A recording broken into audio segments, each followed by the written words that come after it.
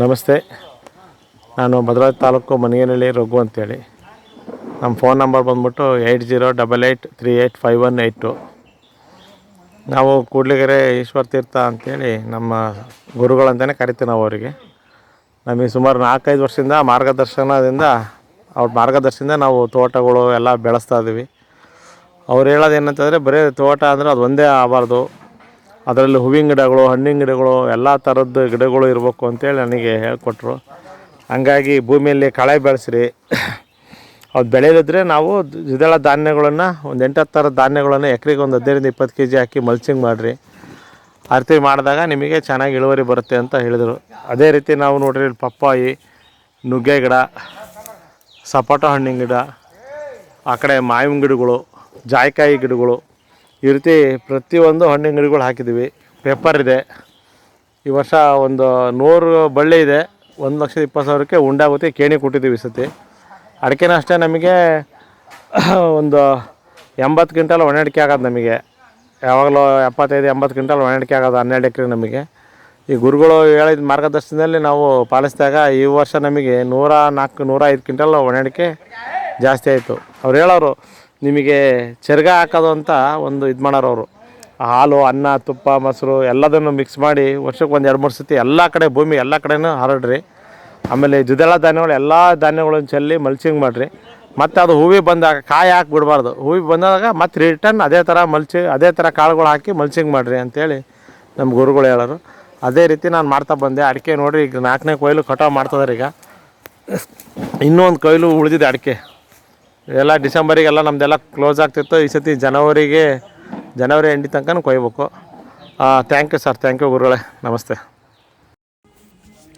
ಸ್ನೇಹಿತರೆ, ನೋಡಿದ್ರಲ್ಲ, ಇದುವರೆಗೂ ಕೇಳಿದಂಥ ಧ್ವನಿ ಮಲ್ಲಿಗೆನಹಳ್ಳಿ, ಭದ್ರಾವತಿ ತಾಲೂಕು ಮೈದಾಳು, ಮಲ್ಲಿಗೆನಹಳ್ಳಿ, ಮಲ್ಲಾಪುರ ಅಂತೆಲ್ಲ ಇದೆಯಲ್ಲ, ಅಲ್ಲಿ ರಘು ಅಂಥೇಳಿ ಒಳ್ಳೆ ರೈತರು. ಶಂಕರಪ್ಪರು ಅಂತ ಹೇಳಿರೋ ತಂದೆ ತುಂಬ ದೊಡ್ಡ ರೈತರು, ತುಂಬ ಒಳ್ಳೆ ಪ್ರಶಸ್ತಿಗಳು ತೊಗೊಂಡಿದ್ದಾರೆ. ತುಂಬ ಜವಾಬ್ದಾರಿಯುತ ರೈತರು ಅವ್ರು ಕಳೆದ 5 ವರ್ಷದಿಂದ ನನ್ನ ಇದರಲ್ಲಿ ಮಾಡ್ತಾಯಿದ್ರು, ವ್ಯವಸಾಯ ಮಾಡ್ತಾಯಿದ್ರು, ಈಗಲೂ ಮಾಡ್ತಾಯಿದ್ದಾರೆ.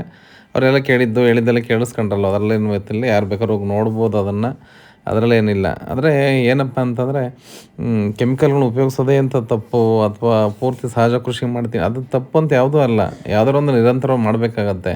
ಒಂದು ವಸ್ತುನ ನಾವು ತೊಗೊಂಡು ಬರ್ತಾಯಿದ್ದೀವಿ, ಆ ತೋಟದಿಂದ ಹೊರಗಡೆ ಕ್ವಿಂಟಲ್ ಲೆಕ್ಕದಲ್ಲಿ 10 ಕ್ವಿಂಟಲ್ ಆಯಿತು, 50 ಕ್ವಿಂಟಲು, 150 ಕ್ವಿಂಟಲ್ ತಗೊಂಬರ್ತಿದ್ದೀವಿ ಅಂದರೆ ಅದಕ್ಕೆ ಮತ್ತೆ ಪೋಷಣೆ ಎಷ್ಟು ಬೇಕಾಗುತ್ತೆ? ನಿಜವಾಗ್ಲೂ ನೈಸರ್ಗಿಕ ಕೃಷಿ ಮಾಡ್ಲಿಕ್ಕೆ ಸಾಧ್ಯ ಇದೆಯಾ? ಹಸುಗಳು ಕಟ್ಟಿದಾರಾ? ಅಥವಾ ವೇಸ್ಟ್ ಡಿಕಂಪೋಸರ್ನ ನಮಗೆ ತಿಂಗಳಲ್ಲಿ ಅವರು ಬಿಡ್ದಂಗೆ ಪ್ರಾಕ್ಟೀಸ್ ಮಾಡ್ತಾ ಇದ್ದಾರಾ? ಮತ್ತು ಆ ಮಣ್ಣಲ್ಲಿ ಬೇಕಾದಂಥ ಎಲ್ಲ ಅಂಶಗಳಿದೆಯಾ? ಮಣ್ಣಿನ pH ವ್ಯಾಲ್ಯೂ ಸರಿ ಇದೆಯಾ? ಸಾವಯವ ಇಂಗಾಲದ ಲೆವೆಲ್ ಸರಿ ಇದೆಯಾ? NPK ಲೆವೆಲ್ ಏನಾಗಿರ್ಬೋದು ಗಿಡದಲ್ಲಿ?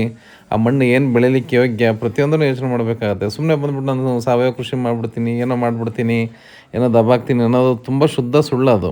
ಯಾಕಂದ್ರೆ ಆ ಕೆಲಸಗಳು ಮಾಡಬೇಡ್ರಿ, ಅದೇ ರೈತರಾಗಿರ್ಬೋದು.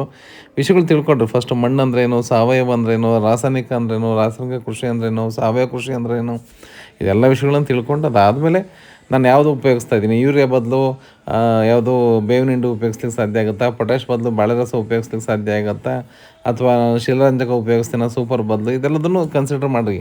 ಸುಮ್ಮನೆ ಯಾವುದೋ ತಪ್ಪು ಇದು ಅಂತ ಹೇಳ್ಬಿಡಿ. ನೀವೆಲ್ಲೋ ಇರೋದು ಅಲ್ಲಿಂದ ಕೂತ್ಕೊಂಡು ಇಲ್ಲಿ ಕೃಷಿ ಮಾಡ್ತಿರ್ತಾರೆ, ವೀಕೆಂಡ್ ಕೃಷಿ ಆಗಿರುತ್ತೆ ನಿಮ್ಮದು, ನಾನು ಸಾವಯವ ಕೃಷಿ ಮಾಡ್ತೀನಿ ಅಂತ ಹೇಳ್ಕೊತಾ ಇರ್ತೀವಿ. ಹಾಗಾಗಿ ಅದೆಲ್ಲ ತಪ್ಪಾಗುತ್ತೆ. ಹೊಟ್ಟೆ ತುಂಬಿದವ್ರದ್ದು ಬೇರೆ, ಎಲ್ಲೋ ಒಂದು ಕಡೆ ಬೆಂಗಳೂರಲ್ಲಿ ದುಡಿತಿದ್ದಾರೆ, ಸಾಫ್ಟ್ವೇರ್ ಇಂಜಿನಿಯರ್ ಆಗಿ, ಯಾವುದೋ ಆಫೀಸರ್ ಆಗಿದ್ರು ಬೇಕಾದಷ್ಟು ದುಡ್ಡು ಮಾಡಿ ಇಟ್ಟಿದ್ದಾರೆ, ಆ ದುಡ್ಡು ಇಲ್ಲಿ ಬರ್ತದೆ, ಇಲ್ಲ ಆಗ್ತಾಯಿದ್ದೀನಿ ಅಂದರೆ ಅದು ಬೇರೆ ಪ್ರಶ್ನೆ ಬಿಡಿ, ಅವ್ರೇನು ಲೆಕ್ಕ ಹಾಕಲ್ಲ. ಆದರೆ ನಾನು ಕೃಷಿನೇ ನಂಬ್ಕೊಂಡು ಇವತ್ತು ನನ್ನ ಮಕ್ಕಳನ್ನ, ನನ್ನ ಹೆಂಡತಿ ಮಕ್ಕಳನ್ನ ಸಾಕ್ತಾಯಿದ್ದೀನಿ, ಅದರಿಂದ ಏನೊಂದು ಕಾರ್ಯಗಳು ಮಾಡಬೇಕು ಅಂತ ಇದೀನಿ ಅನ್ನೋರು ಜವಾಬ್ದಾರಿಯುತವಾಗಿ ಮಾಡಿ. ನಾನು ಹೇಳ್ತಿರೋದು ಪೂರ್ತಿ ವಿಷನೇ ಹಾಕಿ ಉಪ್ಪಾಕಿ ಅಡುಗೆ ಮಾಡೋದಿಲ್ಲ, ಅಡುಗೆಗೆ ಉಪ್ಪಿರಬೇಕು ಅನ್ನೋದು ಅಷ್ಟೇ ನಿಜ. ನಾನು ಯಾವಾಗಲೂ ಹೇಳ್ತಾ ಇರ್ತೀನಿ. ಹಾಗಾಗಿ ರಾಸಾಯನಿಕಗಳು ಎಷ್ಟು ಬೇಕು ಪ್ರಮೋಷನಿಗೆ ಅಷ್ಟು ಮಾತ್ರ ಕೊಡುವಂಥದ್ದು. ನಾನು ಎಲ್ಲೆಲ್ಲಿ ಆಲ್ಟರ್ನೇಟ್ ಆಗೋಕ್ಕೆ ಸಾಧ್ಯ ಆಗುತ್ತೆ, ಸಾವಯವದಲ್ಲಿ ಬದಲಾವಣೆ ಆಗಲಿಕ್ಕೆ ಎಲ್ಲೆಲ್ಲಿ ನಾನು ಚೇಂಜಸ್ ಮಾಡ್ಕೊಳ್ಲಿಕ್ಕೆ ಸಾಧ್ಯ ಆಗುತ್ತೆ, ನನಗೆ ಎಷ್ಟು ಶಕ್ತಿ ಕೊಟ್ಟಿದ್ದಾನೆ, ಎಷ್ಟು ಸಮಯ ಕೊಟ್ಟಿದ್ದಾನೆ ಅನ್ನೋದ್ರ ಮೇಲೆ ಡಿಪೆಂಡ್ ಆಗುತ್ತೆ. ದಯವಿಟ್ಟು ಈ ರೀತಿಯಲ್ಲಿ ಯೋಚನೆ ಮಾಡೋ ಅಂಥದ್ದು ಮಾಡಬೇಕಾಗತ್ತೆ. ಈಗ ರಘು ಅವ್ರು ಹೇಳ್ದಂಗೆ ಅವ್ರದ್ದು 20-30 ಕ್ವಿಂಟಲ್ 40 ಕ್ವಿಂಟಲ್ ಅಡಿಕೆ ಜಾಸ್ತಿ ಆಯಿತು ಅಂದರೆ ಬಂದು ಲಾಭ ಯಾರಿಗೆ ಬಂತು?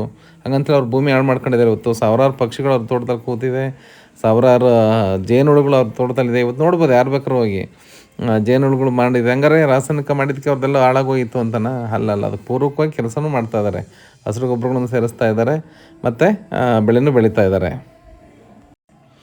ಹಾಗಾಗಿ ಜವಾಬ್ದಾರಿಯುತವಾಗಿ ರೈತರು ನಡ್ಕೊಳೋದು ಕಲ್ತ್ಕೋಬೇಕು. ಪ್ರತಿಯೊಬ್ಬರು ನೀರಿನಂಶ ಎಷ್ಟು ಕೊಡ್ತಾಯಿದ್ದೀವಿ, ತೇವಾಂಶ ಮಾತ್ರ ಸಾಕು, ನೀರಿದೆ ಅಂತೇಳಿ ಎತ್ತದ್ದು ನೀರು ಬಿಡೋಂಥದ್ದು, ಬೋರ್ವೆಲ್ ಆನ್ ಆಗಿದ್ದು ಆಫೇ ಮಾಡಲ್ಲ, ಇದೆಲ್ಲ ತಪ್ಪುಗಳು ರೈತರು ಮಾಡ್ತಾಯಿದ್ದಾರೆ. ಹಾಗಾಗಿ ಮಾಯಿಶ್ಚರ್ ಲೆವೆಲ್ ಕಾಪಾಡ್ಕೊಳ್ಲಿಕ್ಕೆ ಏನು ಬೇಕು, ಆರ್ದ್ರತೆ ಅನ್ನೋದಕ್ಕೆ ಏನು ಬೇಕಾಗುತ್ತೆ, ಮಲ್ಚಿಂಗ್ ಮೆಟೀರಿಯಲ್ ಏನಿದೆ, ಸಾವಯವ ಇಂಗಾಲ ಕನ್ವರ್ಷನ್ ಆಗಲಿಕ್ಕೆ ನಾವೇನು ಸಪೋರ್ಟ್ ಮಾಡ್ತಾಯಿದ್ದೀವಿ ಭೂಮಿಗೆ, ಅಲ್ಲಿ ಜೀವಕೋಶಗಳ ಆಕ್ಟಿವಿಟೀಸ್ಗೆ ಏನು ಸಪೋರ್ಟ್ ಮಾಡ್ತಿದ್ದೀವಿ, ನೀರು ಉಪ್ಪಾಗಿದೆಯಾ, ಹುಳಿ ಆಗಿದೆಯಾ, ಭೂಮಿ ಏನಾಗಿದೆ, ಉಪ್ಪಾಗಿದೆಯಾ, ಹುಳಿ ಆಗಿದೆಯಾ, ಅಸಿಡಿಕ, ಆಲ್ಕಲೈನ, ಎಲ್ಲದೂ ಯೋಚನೆ ಮಾಡಿ ಕೃಷಿ ಮಾಡಬೇಕಾಗುತ್ತೆ. ದಯವಿಟ್ಟು ಏನಾದ್ರು ಮಾಹಿತಿ ಬೇಕಾದ್ರೆ ಸಂಪರ್ಕ ಮಾಡ್ಬೋದು. Thank you.